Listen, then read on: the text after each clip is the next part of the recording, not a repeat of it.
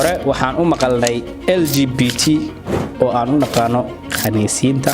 iyo waxyaalo kale lesbian iyo transgender iyo waxyaalo kale aynan garanayn yani qof raga oo dumar iska dhigay iyo qof dumar oo rag iska dhigtay oo rag ahaan iska dhigtay macnaha rag inay tahay isku haysata oo qaliin waxa isku sameynayso laakiin arinta maanta way ka duwan tahay bal ka waran qof naaf aan ahayn oo raba naaf inuu noqdo tusaale ahaan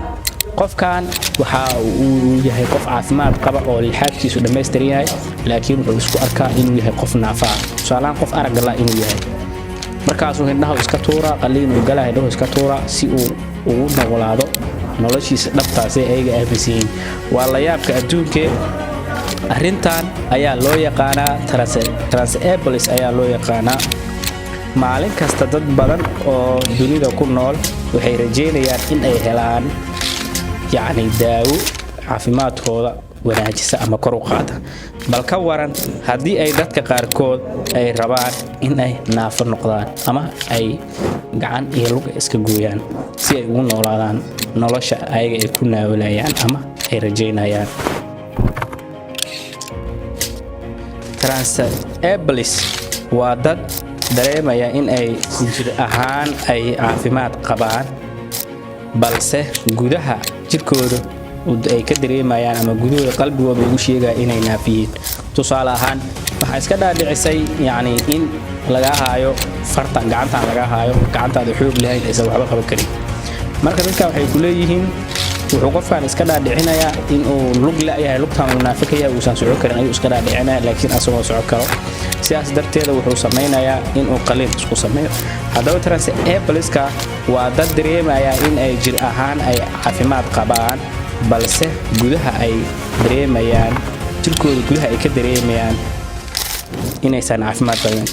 sida ayna waxay dareemayaan in ay tahay in ay noqdaan dad naafada kamid ah ama dad naafa sidaas darteed ayay rabaan in ay noqdaan naafo haddaba adigoo caafimaad qaba oo lixaadkaaga ilaahay kugu dhameystiray ma noqon lahayd naafo ma rajayn lahayd inaad iska dhigtid naafo arintan ayaa ah arin aad iyo aad loola yaabo sanadkan 2025 oo dad badan ka yaamsay dunida ku nool haddaba adiga ama qof walba naafo ah ama wuxuu jecel yahay in uu maalin caafimaad helo si uu u socdo haddii uu ku dhashay xitaa naafanimada waxa uu rajaynayaa in uu maalin Allah subhanahu wa ta'ala uu caafimaad siin doono oo ka kici doono naafanimada haduu ilaa ay ishu ka reysto haduu gacan la ay gacantu ka reysto laakiin dadkan gaalada oo dhirta ka badatay waxay sameynayaan waxyaabo aan la rumaysan karin balnaagtan hadda ujeedaan waa naag caafimaad qabta sideeda kale way socon kartaa laakiin waxay isku haysataa inay naafo tahay wheelchair baa lagu qaaday gaarigan oo lagu qaaday kursigan soconayo ay naafada lagu qaaday ayaa lagu qaadaa ayadoona aaminsanba ama qalbigeeda iska dhaadhicinaysa inay naafo tahay bal kaaga sii darnaa dadkaas ma la yaabaayay dadka waxaan la yaabayaa ka aqbalaa inuu naafo yahay qof lixaadkiisa dhameystiran yahay sida naafadan uu dhaqmaayo xuquuqda naafada siinayo yani oo la dhaqmaayo inuu naafo yahay qofkan uusan caafimaad qabin gabagabada gunaanka muuqaalkeena haddii